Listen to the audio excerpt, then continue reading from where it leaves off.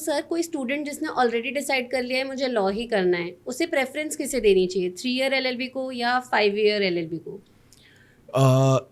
So the answer to your question depends upon कि उसने अपना माइंड फिक्स किया कब.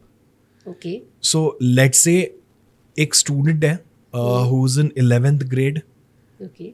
उसको अभी से क्लियर है, उसको वो एक्सपोजर था, उसको क्लैरिटी थी. उसने कुछ काउंसलिंग सेशंस देखा, उसके घर में कोई होगा, उसने काउंसलिंग जाके ली, समझा कि मेरे लिए क्या सही करियर ऑप्शन है, क्योंकि that is the junction where you choose your stream school में. तो लेट्स से वहाँ पे किसी स्टूडेंट को 11th में या फिर 12th में ये क्लैरिटी आ जाती है कि यार मुझे लॉ करना है, I want to pursue law as a career because मुझे लगता है कि I have the required skill set to become a good lawyer.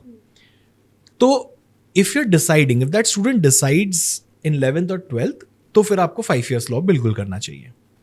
फिर तो आपको वही परस्यू करना चाहिए. वर्सेस अगर 12th कंप्लीट हो गया है, आपने बोर्ड एग्जाम्स भी लिख लिए और आप अभी भी कंफ्यूज्ड हो कि यार मुझे क्या करना चाहिए, आई एम नॉट श्योर. हो सकता है कि आपको लगे, जैसे मैं मेरे लाइफ से ड्रॉ करता हूँ inspiration. So when I was doing it, मेरे लिए द P1 वॉज कि मुझे मेडिकल करना था. ओके. सेकेंड वॉज कि मैं जर्नलिज्म की तरफ भी इंटरेस्टेड था क्योंकि मेरी लैंग्वेज कम्युनिकेशन ठीक ठाक मुझे लगती थी. थर्ड, मेरे को कुछ अचानक से ऐसा लगा था बीच में कि क्योंकि मैं थोड़ा आर्ट एंड क्राफ्ट भी करता हूँ, तो उस टाइम पे काफी ज्यादा था, तो मुझे लगा था मैं ज्वेलरी डिजाइनिंग में भी जा सकता हूँ. And it was a career option which was not even there. Conventional नहीं था. ठीक है, वो it was not a very conventional option choice.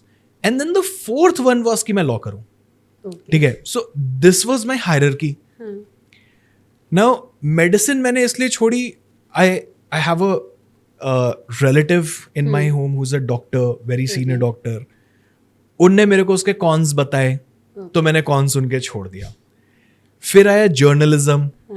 Journalism में मुझे लगा कि यार हो सकता है मुझे बहुत भागना दौड़ना पड़े इधर, तो I was like I am not very sure, I am not too keen. So I did take BHU entrance, got some AIR 23-24 types. मुझे इंग्लिश ऑनर्स मिल रहा था, तो मेरे पास वो एक ऑप्शन क्लियर था. डिजाइनिंग वाला जो था वो मेरे पेरेंट्स ने बोला कि यार थोड़ा सा थम जाओ, मतलब ठीक है, you like different, you are exploring, it's good, but ये कुछ ज्यादा ही अनकन्वेंशनल है. ठीक है, so and you do not even know कि तुम क्या करोगे, like what are you going to do in this. तो एज लाइक फेयर पॉइंट. और मुझे ज्यादा उस समय थोड़ा सा इंफॉर्मेशन क्रंच भी था, बहुत ज्यादा आइडिया नहीं था, तो मैंने उस प्लान को ड्रॉप किया. And then I went for law entrances. तो मैंने बहुत सारे लॉ एंट्रेंसेस एग्जाम्स दिए, क्लैट भी निकला, बहुत सारे और प्राइवेट यूनिवर्सिटीज सब निकल गए. तो then between what was to happen and क्या करना है, तो thereafter I took a call. तो मेरे पास ये ऑप्शन था दैट मैं ये सोच सकता था कि मैं पहले इंग्लिश कर लेता हूँ एंड उसके बाद अगर मन किया तो मैं लॉ कर लूंगा. बट क्योंकि आई वाज सो क्लियर कि मेरे को लॉ करना ही करना है between those two subjects, then I decided कि यार क्या पता मैं आगे फिर मेरा मन चेंज ना हो जाए, तो let me go and pursue law as my career. तो अगर you are someone who is still confused even after 12th, take some time, think कि आपको लॉ करना है, वो कन्विक्शन है नहीं है. अगर आपको लग रहा है कि नहीं, इस स्टेज पे मेरे को वो कन्विक्शन नहीं लग रही है, हो सकता है 5 years 3 years down the line market कैसा हो मुझे नहीं पता, तो यू मे से कि यार मैं अभी रुक जाता हूँ, मैं कुछ ग्रेजुएशन करता हूँ एंड देन फिर I can think of pursuing law. उसमें भी कोई प्रॉब्लम नहीं है.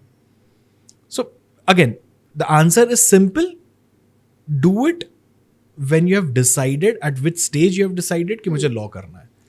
तो सब्जेक्टिव आंसर है, ऐसा कोई हार्ड एंड फास्ट रूल नहीं है. बिल्कुल भी नहीं है, हो भी नहीं सकता है. मतलब वन साइज फिट्स ऑल नहीं होता है.